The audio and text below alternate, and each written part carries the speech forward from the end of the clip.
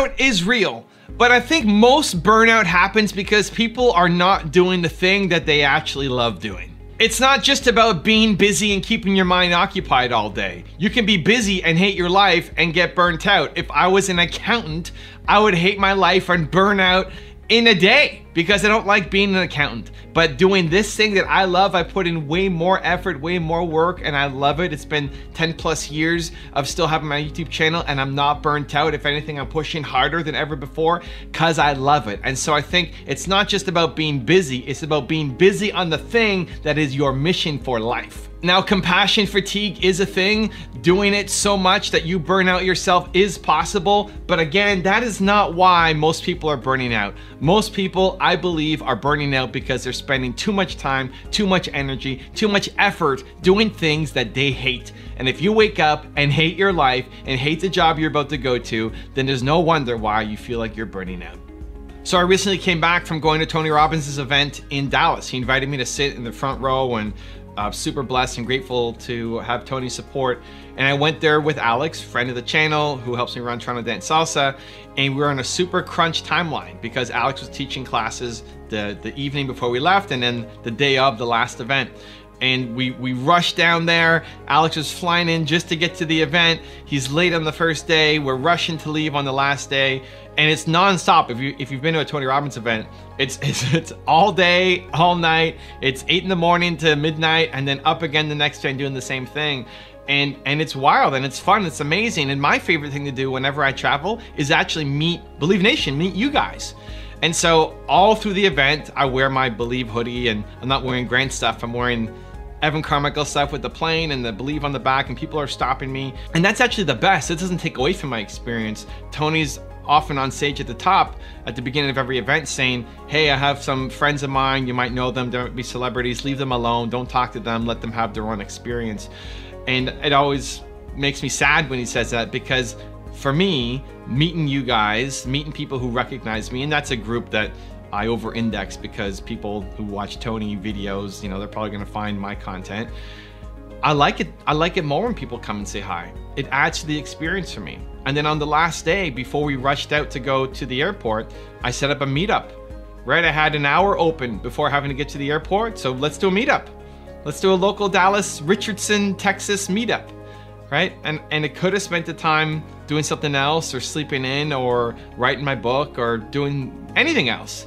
But it's not burnout for me. Like, that fuels me. That gives me more energy. I love it. Hanging out with Believe Nation gives me more energy than it takes away. And I then took an Uber to get to the airport, and the guy who drove the Uber was actually in the meetup in Richardson. He's like, I gotta leave early because I gotta start my job. Okay, great. And then I book an Uber, and there he is. A total fluke, but amazing.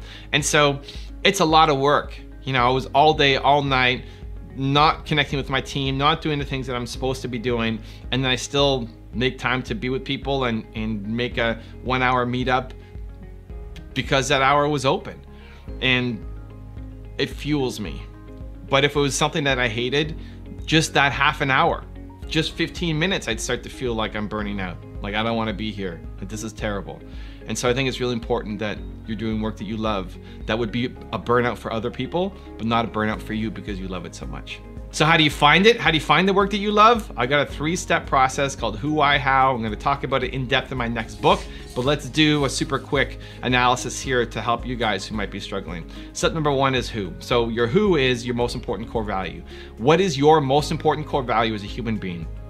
Mine is believe. It's the one word most important core value for me. So when you figure out what it is that you stand for as a human, you can then look at your life and see where you're falling short. If you're unhappy with life, it's because you are living incongruently with your most important core value. So someone whose core value is freedom, as an example, you can look at your life. Like, are you allowed to be free? Are you free at work? Are you free in your relationships? Are you free, you know, in these different areas? If not, then you're not going to be happy. That's why you're not happy. Because your boss doesn't allow you to have freedom. Mine is believe. So believe has to be in everything that I touch. If there's a situation that's lacking believe, I'm not gonna be happy with it. So that just gives you already an indication of who you are and starts to make sense of your life going backwards and allows you to plan it better going forward. So it's one of the most important exercises I think anybody can do. Figure out what your who is. Who, I, how. Step 2 is why. So why is your purpose? Your purpose comes from your pain. Your purpose comes from the deepest, darkest, most painful moment in your life. Whatever that was, your purpose is to help other people who are currently going through that thing. Whatever you struggled with, suffered with, endured, felt like you never want to wish that on your worst enemy, never want to go back and experience again that pain. That's what I'm talking about. You want to help other people who are currently going through that pain, because there's a lot of people who are currently going through that thing. Who you were X number of years ago, there's a lot of people who are currently like that right now. That's who you want to help for life. That'll never get old. That's your purpose for life. I want to help entrepreneurs for life. I believe in entrepreneurs for life because I struggled so much as an entrepreneur, and I want to make the path a little bit easier for everybody else. So that's your why. And your who and your why are constant. They never change. Your core values and your purpose are for life, and that's amazing. The last step is how. Who, why, how. How is your passion? How is how you got out of the pain that you were in. So you struggled with something. How did you get out of it? You may not be fully out of it. Maybe you're still on your journey out of it, but you're further ahead than you used to be.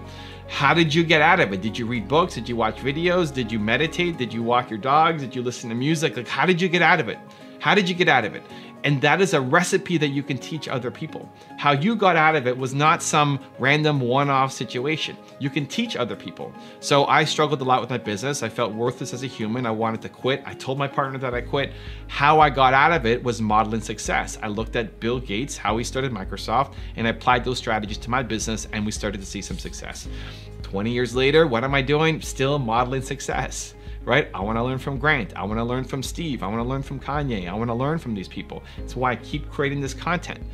How I got out of it was studying success, and now I teach other people how to study success.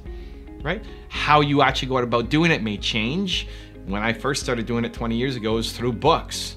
Right? Now it's through videos. And in 10 years, 20 years, it's going to be through VR and a bunch of other technologies that I'm sure are coming.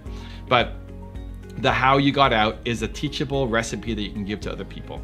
So if you're struggling with burnout and you think it's because you don't love the work that you're doing, and you know that you're destined for something greater, that you do have Michael Jordan level talent at something, but you don't know what it is and you want to figure it out, figure it out. This is the process. This is the easiest process I know of to get there. Figure out your who, your one word most important core value. Figure out your why, your purpose comes from your pain, and figure out your how, which is your passion, how you got out of it. You can teach other people, and that will set you up for an amazing life with hopefully very little burnout and definitely a lot of purpose. If you want another Evan Rant video that just might give you the confidence you need, check it out right there next to me. I think you'll enjoy it. Continue to believe, and I'll see you there. People don't know what balance is for them. I meet so many entrepreneurs who want to be like Kevin O'Leary or Mark Cuban or Elon Musk and build these giant businesses, but they're not willing to do the sacrifices.